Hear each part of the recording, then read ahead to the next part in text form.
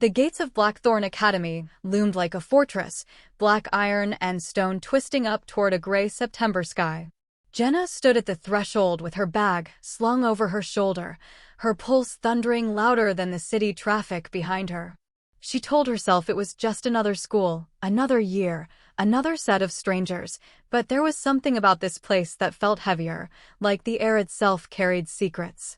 Whispers curled through the courtyard as she walked in. Faces turned.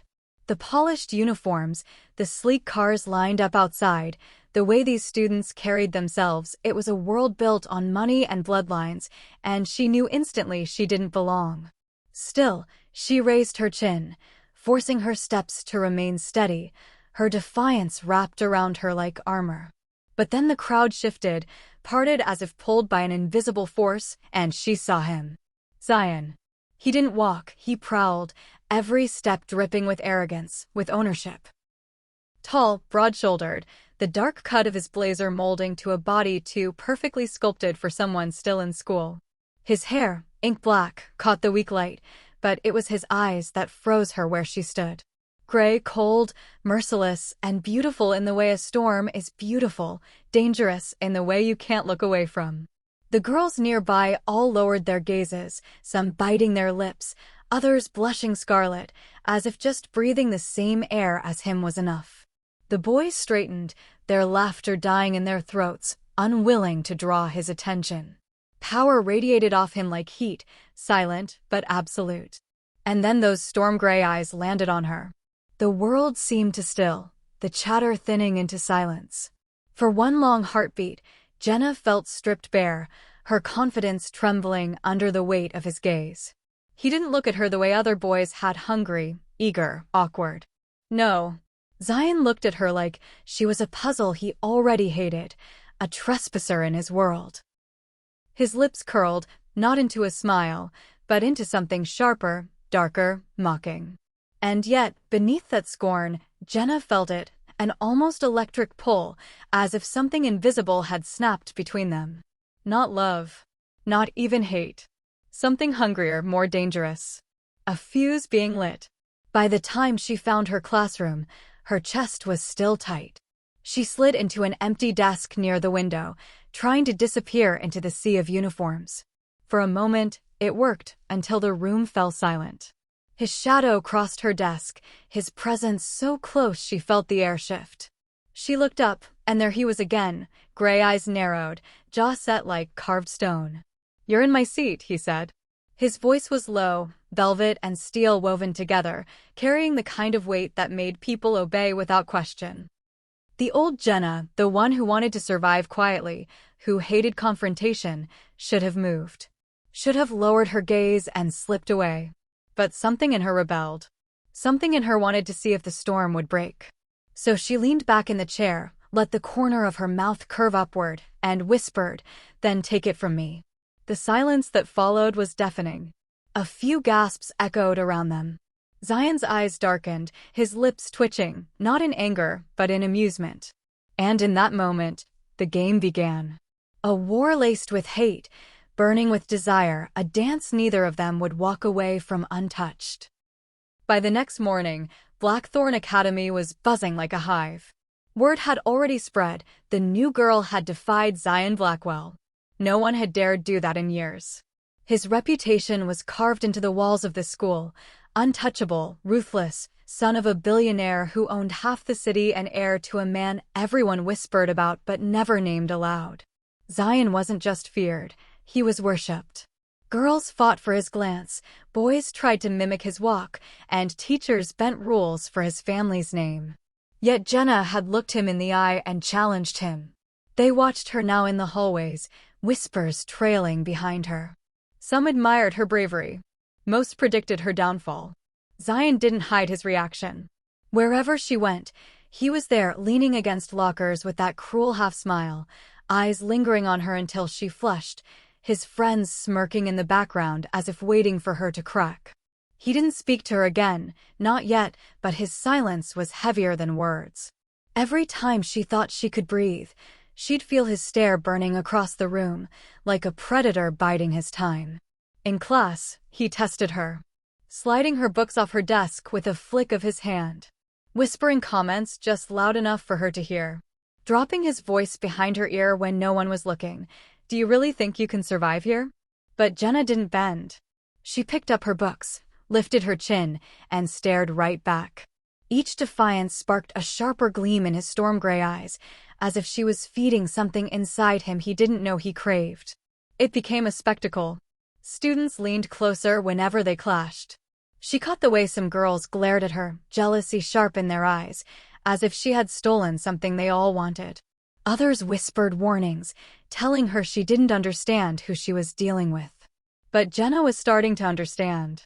Zion wasn't just cruel. He was complicated. There was a shadow behind his arrogance, a wound buried beneath the ice.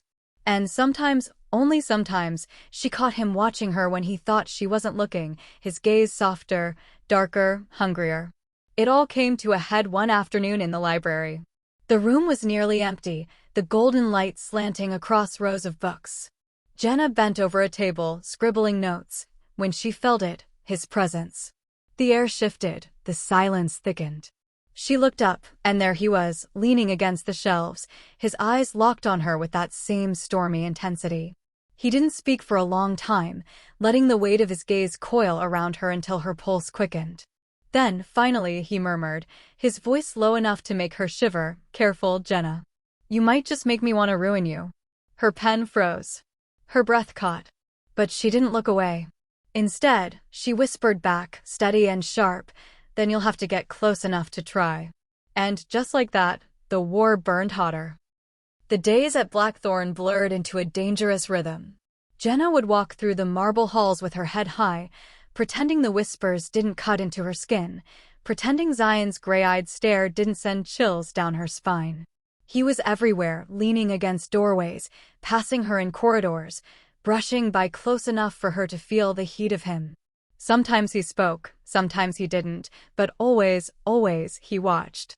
And Jenna hated the way her body reacted, how her breath betrayed her with its stutter, how her pulse raced when he smirked, as if her own heart had sided with her enemy.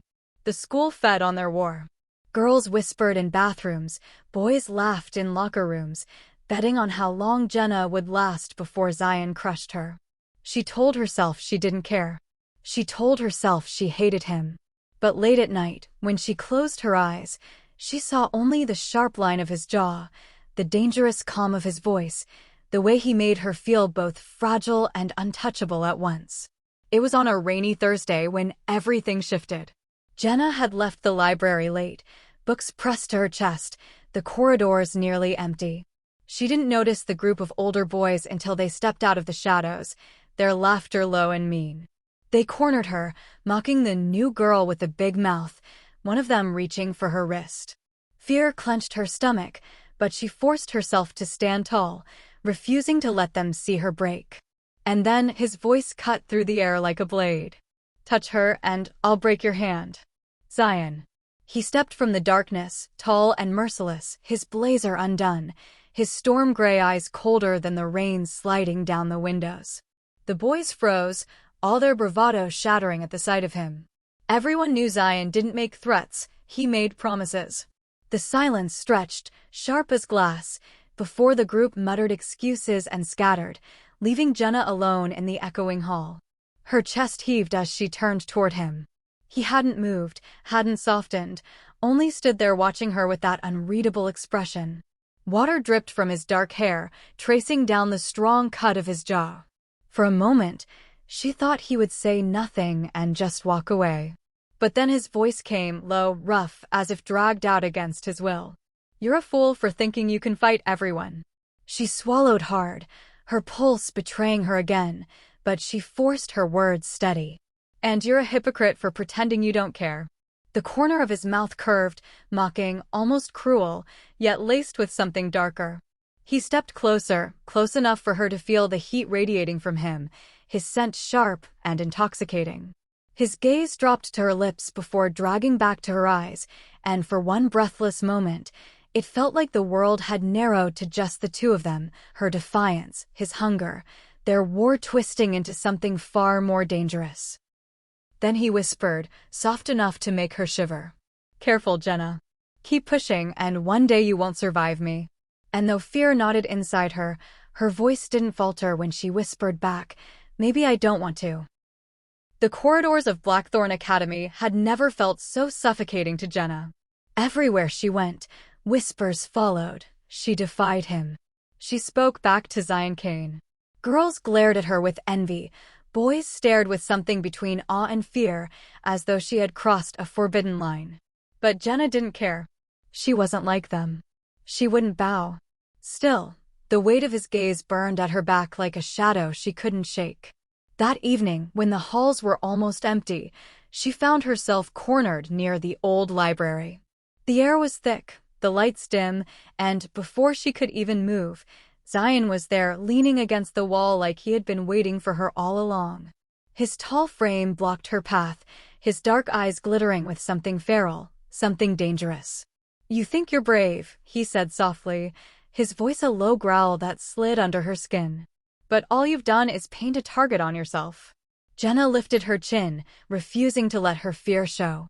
Better a target than a coward who hides behind his name. The words had barely left her lips before Zion moved fast, ruthless. One hand pressed against the wall beside her head, the other catching her wrist as if to remind her how fragile she really was compared to him. He didn't touch her cruelly, but the nearness of him was worse than any threat. His breath brushed her cheek, his scent, dark cologne and something sharper, wrapped around her until her pulse betrayed her, racing too fast, too loud. You don't get it, do you? He whispered, so close his lips almost grazed her ear. Every time you defy me, every time you fight me, you make me want to ruin you a little more. His voice dropped lower. And the problem is, I don't know if I want to break you or keep you. Jenna's breath hitched. Her heart screamed to push him away, but her body burned with a heat she didn't understand, a pull that terrified her more than his threats.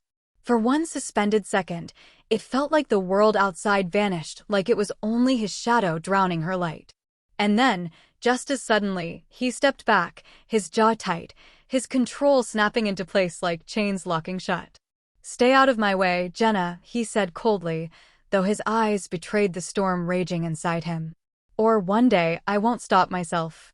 And with that, he disappeared into the dark, leaving her trembling, furious, and dangerously aware of the fire he had ignited between them. The night was heavy with rain when Jenna finally learned the truth.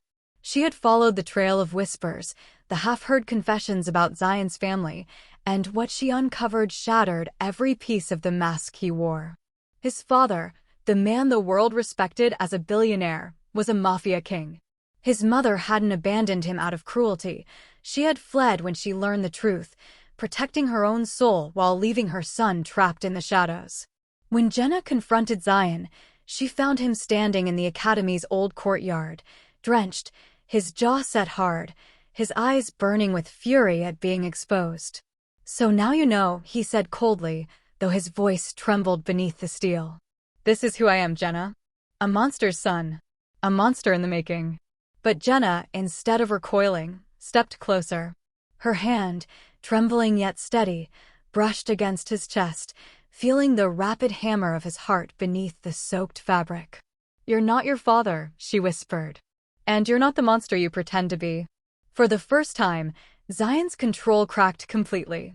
The storm around them was nothing compared to the storm inside him, and in one reckless moment he grabbed her, his lips crashing against hers with a hunger that was years of rage and loneliness and forbidden longing unleashed at once. It was not gentle, it was desperate, dangerous, a kiss that tasted of fire and rain, a kiss that left them both trembling. Jenna clung to him, not as an enemy, but as the only truth she wanted, and for the first time in his life, Zion let someone see the boy behind the armor. He broke the kiss only to press his forehead against hers, his breath ragged, his voice raw. You ruined me, Jenna, he whispered, and I don't even care. You're mine, even if the whole world burns. And as the storm raged on, she knew she was already his not because he claimed her, but because she chose him, darkness and all. They were no longer enemies. They were fire and desire, bound together in a love fierce enough to defy the shadows.